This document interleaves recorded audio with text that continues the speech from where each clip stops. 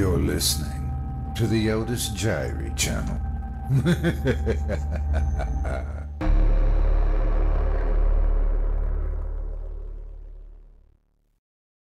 Chapter 10. Respite.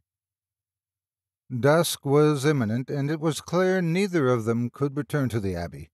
So it was decided the best option was to turn up at the Witch's Brew and talk to George. Brother Dawson helped the ailing professor across the difficult hillside as the light faded. In the distance, the village lights beckoned, and soon the intrepid duo staggered into the pub and sat on the nearest bench. "Where is everyone?" remarked the professor, scanning the darkened scene for any signs of life.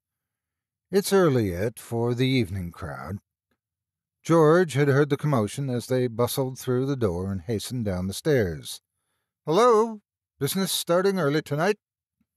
"It's Professor Benson and my friend Brother Dawson, George. Can you give us a hand?" "Well, what have you two been up to, then?" "Things are hotting up, George. We've just been shot at by one of the demented brothers. We've been cave hunting under the Witch's Cave, and I have photos proving some very nasty goings-on down there that Brother Dawson here discovered yesterday. Bones. Children's bones. Laid out in pentagrams," puffed the professor. George's face changed from surprised amusement to concerned worry as they helped the professor over to an easy chair in the corner. "Food? Drink? What can I get you both?" "A drink of your best brew will be just the thing, George.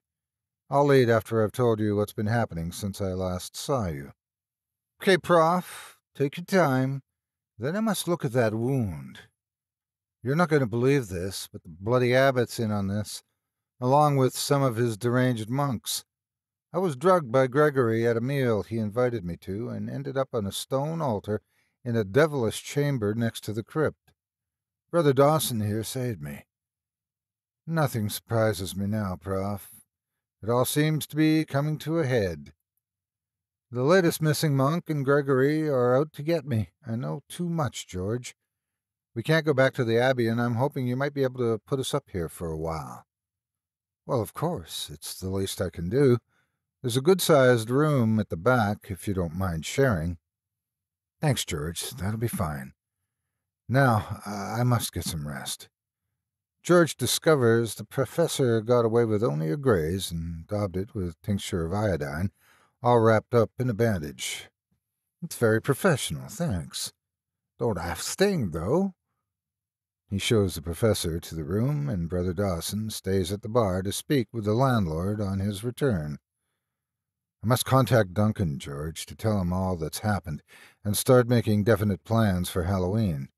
I just wish there were more of us involved." "I may be able to help you there, brother," encouraged George. "When the prof first came to the pub, he bought an old man a drink, and that man is Gabriel Fleming, the grandfather of Florence, the latest child to go missing from the village. He's too frail to help, but his daughter, Florence's mother, has spoken of her desire to be part of anything which will throw light on her daughter's disappearance. Not only her, but also Rose Bennett, who has become her friend over the years. So we could have two women along with us who have a vested interest in the destruction of the Bennett siblings." The brother spoke his thoughts aloud.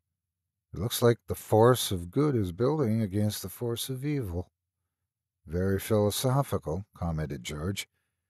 "Do Rose and this man's daughter come in here often?" "Very rarely, because of the pub's name. It's not a place they want to be associated with, along with its witchy themes, although Gabriel isn't bothered. Florence's mother is Abigail Fleming. She never married, and calls herself Gail. I'll speak with the prof tomorrow. It seems our little death squad is growing in numbers." Brother Dawson thanks George and retires to bed.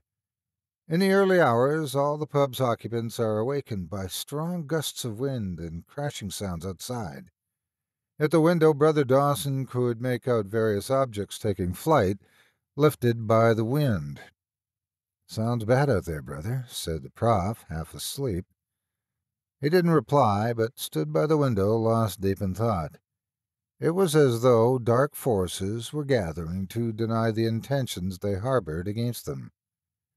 In the morning, a knock at their door revealed George holding a tray of steaming hot tea and toast for them, a welcome sight. After a while, the brother told the prof about Rose and Gail. "It's far too dangerous for women. I can't allow it," he blurted. "I think you'll have a big fight on your hands if you don't, Prof." "Maybe so, but I'm responsible for everyone's safety," insisted the professor. "I'm not so sure about that. Gail and Rose have reasons of their own to come along. More reason, in fact, than either of us. We must meet with them as soon as we can to explain just exactly what our dangerous mission involves. That'll change their minds then." When George arrived back with his daily provisions, he found the two of them seated at the big table by the bar, poring over sheets of paper. "Plans, gentlemen?" he asked. "Yep. We've got to get things organized before we meet up with the ladies.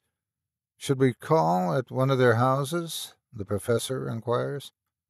"No, I have to go out again soon. You can't afford to be seen outside, or you'll get the dangerous duo on your trail again." "Okay, thanks, George. You're right." Late afternoon, after dark, George arrives with Rose and Gail. The professor stood up. "Rose, we meet again. And Gail. I heard about your ordeal from George. We will put a stop to this and follow your plans," Rose said, glancing to Gail. "And we'll both be there, with you, to see it's done, Professor. Ladies, I do hope you both fully realize just how dangerous this task will be, and that your lives will be at risk," warned the professor. "But that fact will not stop us both from taking part. You seem very determined." "You bet. Gail must know what happened to Florence and stop it happening again to another child. My wicked ancestors, Alice and her brothers, will die once and for all. I will personally see to it if it needs be. It's now my duty." "We plan to use fire as the only certain means to kill them, Rose. Flamethrowers, no less." "Sounds good to me. I'll use one if I have to."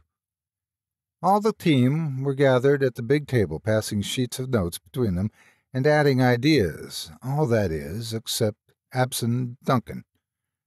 Just before midnight, they all stood and held hands in a circle of determined intention to successfully fulfill their task ahead. George suddenly pushed in to link hands with the circle, announcing that he too would join them.